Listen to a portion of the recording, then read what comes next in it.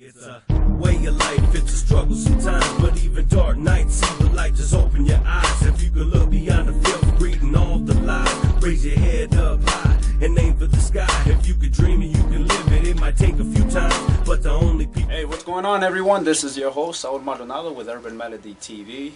Thank you for tuning in for another great episode of an exclusive interview with none other than the legendary, the radio inductee, Hall of Fame, Mr. Dedication himself, Mr. Art Laboe. Sir, thank you very much. Hello, Saul. Hello, everybody. Thank you for taking the time and sure. sitting down with us. You know, it's my friends are your friends, I'm sure. I'm pretty sure. It is the greatest honor for me to be sitting with you. I know you've been on the radio for a very long time. You were intrigued by the voice in the box. Oh, I see. Right? What's the face look like? Huh? Exactly. But what was it about radio that intrigued you at a young age that you said, you know, I want to do that? Well, that was when, you know, I got intrigued with radio when that's all there was for entertainment, radio and movies. There was no television, and there was no computers and no iPhones, none of that. Not even FM.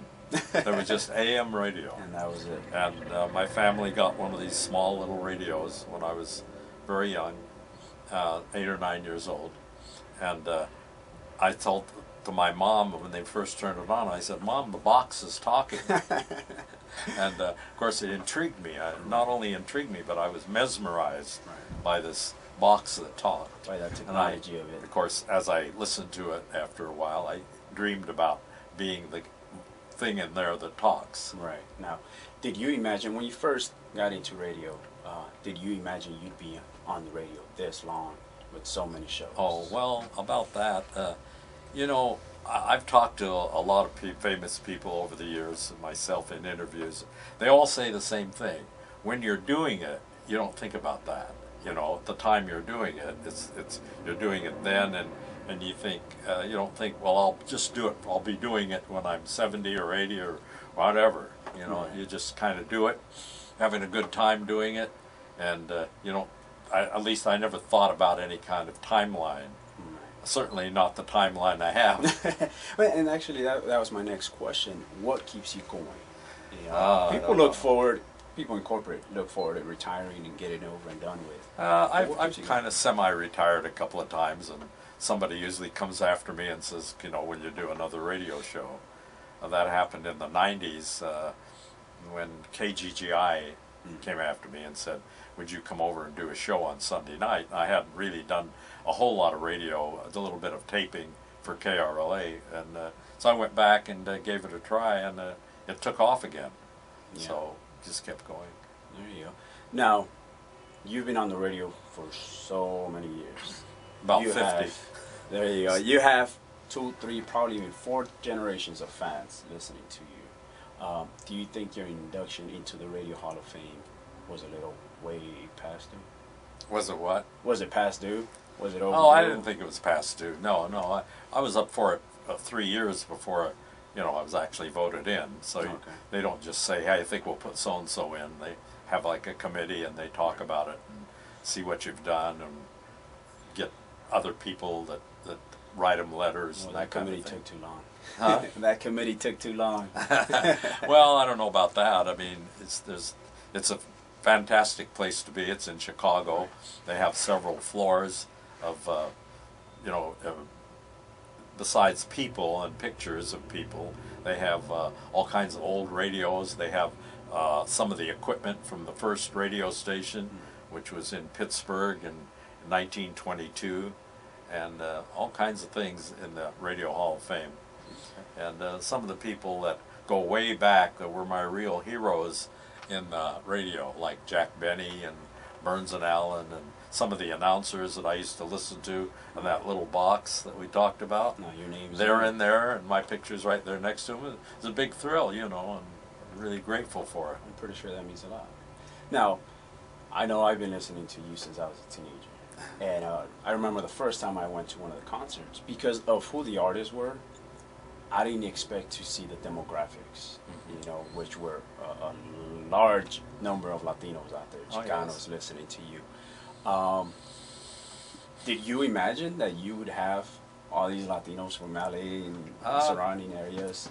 Well, listening to you? when I got into playing rock and roll out here, the very first time in the 50s, I was the first one to play rock Yes, and I saw roll on that. the West Coast. I can show you pictures, and we'll give you one. You'll see me at a drive-in restaurant, Scrivener's, and I'm surrounded by white teenagers with Ricky Nelson. And so my audience in those days started out that way. It was like groupies, young kids, high school kids, because they'd never heard anything like that Right. on the radio.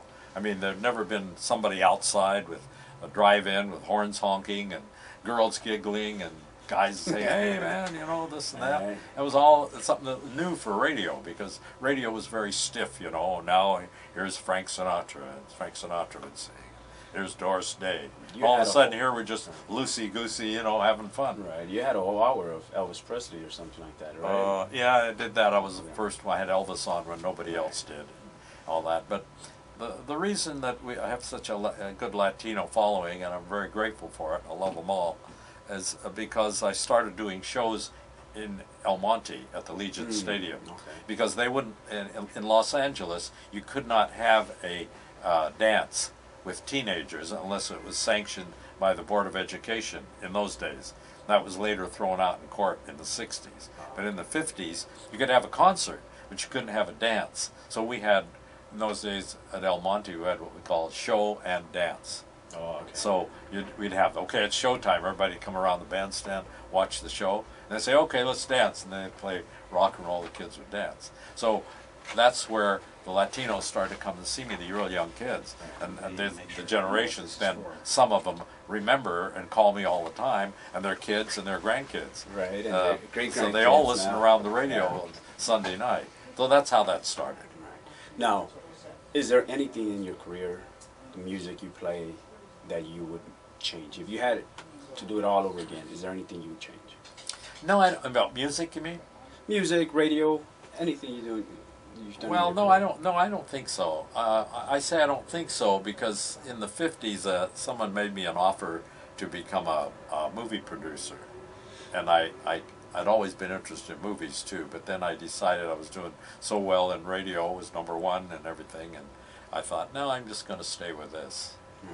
Now, as far as music goes, you know, artists always sample off of songs, older songs, stuff like that. Unless you're really into music, you'll know, oh, that's a sample of this song that was played 10, 20 years ago. But some artists have, you know, haven't been discreet about the fact that they're singing over oldies.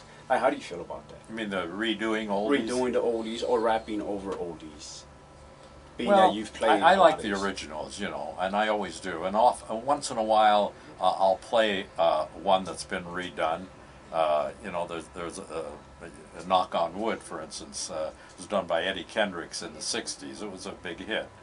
But Amy Stewart did it again in 1979, and her cover song went to #1. So there's exceptions. Okay. But in general, the cover records or the remakes are not as good as the original, at least not to me. Right. Now, No. in all the many years, with all your fans, with so many dedications, what is the one song Oh. that you would dedicate to all your fans? Oh, gee, that's a real hard one because there's so many good ones, you know. But there's a few, and they're all probably tied. You know, I like Earth Angel because it's such an old song and everything, and Confessing a Feeling, I like that one. But of the ones that were really up on the charts, there's a song called Since I Don't Have You by the Skyliners, which I like a lot, and that would be one of them. And the others are just so many, you know. There's Gladys Knight, Best Thing That Ever Happened to Me, and Always and Forever.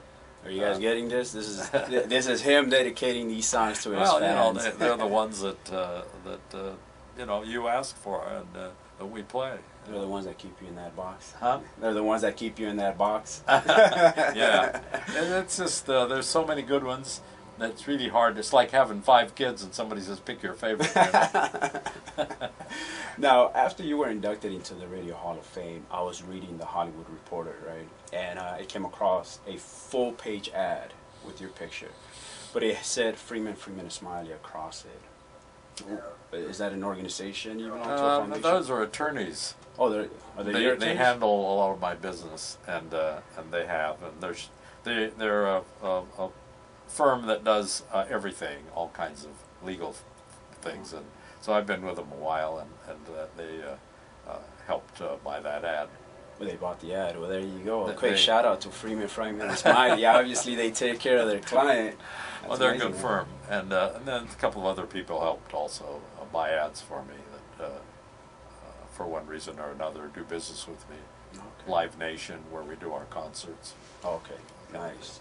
Now, I put it out there when I got the confirmation that I was going to be able to interview you. I put it out there to the fans, see what they would ask you. Uh-huh. And I said, I'm going to pick one. Okay. And this individual, she's actually a teacher, and it's a very typical question of a teacher. She goes by the name of Veronica Maldonado. And her question is, how do you want future generations to remember you? What's your legacy? Well, I think I would like to be remembered as somebody that, played music for the people, and let the people pick the music, and integrated myself with the audience, where I like to feel like I'm one of them, and that we're connected. That's why my present show is called the Art Laboe Connection. So I feel like I'm connected with the people that come to those concerts, and I feel that on the radio, and I think they do too, because I can tell from the way they respond on the phone, and even at the concerts, that they're like they're coming to see a friend, on a Sunday with the whole family's barbecuing, and they'll call me and they'll all be yelling things at me. I love you, Art. And, hey Art, and then there's 20 people there. I can hear them all in the background. Yeah. So I think you call it a connection, I guess. Does that answer the question or not? For the most part. You just want people to remember that. Well, you can embellish the question if you want. Well, what's your legacy as far as I see what you mean. How can you, what's that positive message you want to share with the kids or See, the future generations as far as your work goes, or just your philosophy in life and your career? I'd like to feel that I help people sometimes when they're alone and lonely or sick or something like that, and have called me and talked to me, and it's helped cheer them up, and they'll call me later. People who are incarcerated have called me and their relatives will call. A lady called and put her baby on the air, and her husband was incarcerated, never heard his baby's voice, and the baby said, "Hi Daddy, I love you," over my show. And here he is, Right. incarcerated, and heard his baby's voice for the first time over the radio. I do find it amazing with so many fans, so many phone calls. You do remember these individuals. I I to. find that amazing. If they call a few times, I do, yeah. Okay. Now, for anyone that's been living under a rock, where can they tune in to listen to the Art Laboe Connection? Well, they can all anywhere in the world. You can tune in to artlaboe.com, ARTLABOE.com, and that'll take you right to somewhere where you can hear me, no matter where you are. That's on the internet. And in Los Angeles, it's Hot 92.3, 7 to midnight, Monday through Friday, and then on Sunday, 6 to midnight. There you go. Mr. Laboe, thank you so much for taking the time. We Great appreciate talking it. to you, and good luck with your show and all your friends. Thank you very And, much. We love you, everybody. Ladies and gentlemen, Bye-bye. Mr. Art Laboe, this is your host, Saul Maldonado, Urban Melody TV. Don't forget, you can tune in to www.urbanmelodyproductions.com for this amazing interview and many more. Not an attitude, homie, it's a way of life. They say I'm stubborn for life. They say I'm stubborn for life. They say I'm stubborn.